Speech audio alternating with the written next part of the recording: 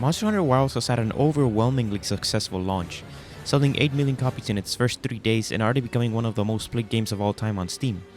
As a longtime Monster Hunter fan, seeing how far the series has come truly makes me happy. The reason behind the success? It's just a really good game, and frankly, one of the highest quality gaming experiences out in the market. Monster Hunter is my favorite game franchise, and Wilds just reinforces why I love it so much.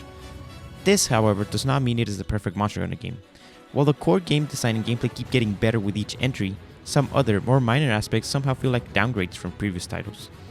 Regardless, Monster Hunter Wilds does so many things so well that it has already cemented itself as one of my favorite games in the franchise, and for the next 3 years or so, it will be taking over my life.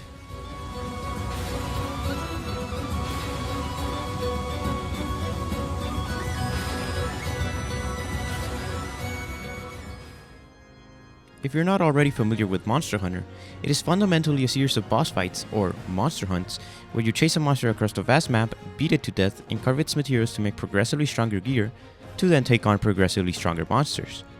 This core gameplay loop is what makes this game so addicting, and it has remained unchanged because of just how well it works already.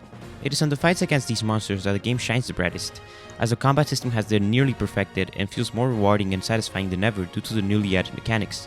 Weapons with shields have gained the ability to do perfect guards, and heavier weapons can now do offset attacks, which interrupt the monster's incoming attack and sends them toppling down. There's also the new focus mode, which not only lets you aim your attacks more precisely, but also allows you to break wounds that open up in a monster with strong finishers. These are all very welcome additions that add a lot more depth to an already refined combat system. However, one could argue the win system is a tad bit overpowered, and I agree with that to an extent. At least this gimmick is a way better alternative to the Clutch Club from World and Iceborne.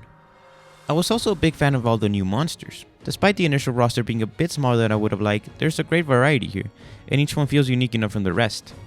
Particular standouts include the apex predators from each region, such as the Thunder Wyvern Rei Dao or the giant Ice Leviathan Jin Dahad.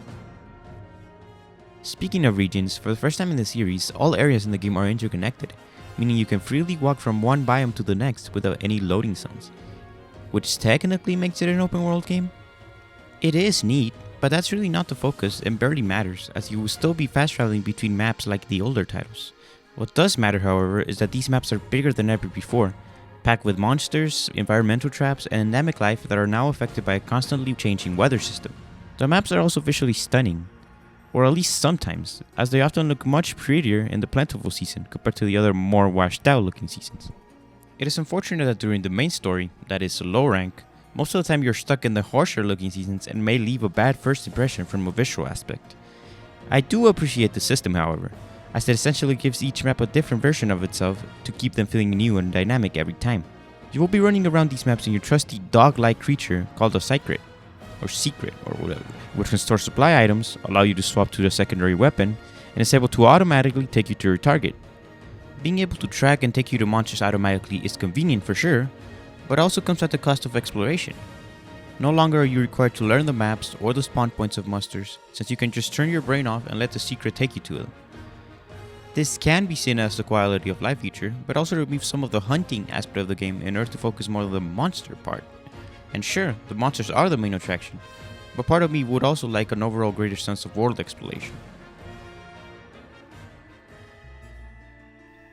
Monster Hunter has always been known for having a story no one cares about. This time around, there's a much greater emphasis on the story, and you can tell this is as hard as they've tried to make it engaging. And I still didn't care for it, or at least for the first half or so. This game is full of slow walk and talk sections that I am not the biggest fan of, and it's unfortunately how a lot of the story is told. While I do wish Monster Hunter had a better story, I don't think the devs have figured out the best way to tell it. After all, most players just care about hunting monsters and nothing else. Nevertheless, the latter half of the story went in a direction I did not expect it to go, but I am very glad it did because it made me feel invested in it for the first time in ever. I actually quite enjoyed it. Most of the characters this time around are also great, and I say most because Nata sucks and his motivations make no sense.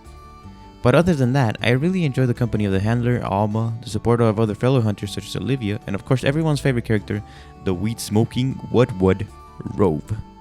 I also like that your hunter is no longer a silent protagonist, and even your palico talks now, which I know a lot of people probably hate, but actually think it's cute.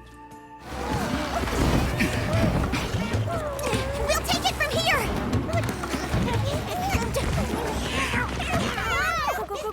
At After rolling credits on the main story, the tutorial is officially over, and everyone agrees that's when the game actually starts.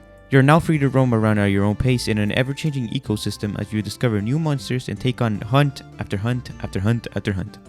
It's really fun.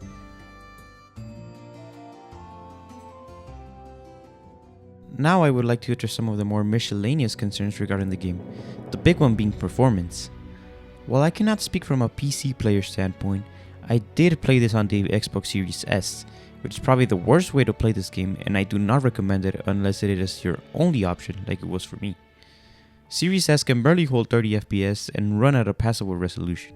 That is to say, the game still needs quite a few optimization patches in order to look and run at its best. Other than that, I would also like to mention just how bad the user interface and menus are.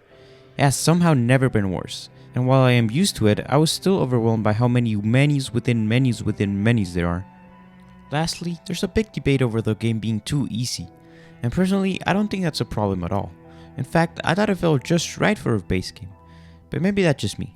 While I wouldn't call this a hard game by any means, the fights still feel intense and the monsters still hit hard, especially in the endgame.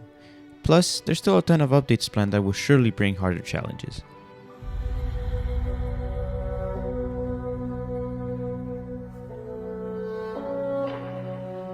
All in all, I'm having a blast playing Monster Hunter Wilds, and I plan to sink in hundreds, if not thousands of hours more into it. It's just one of those games.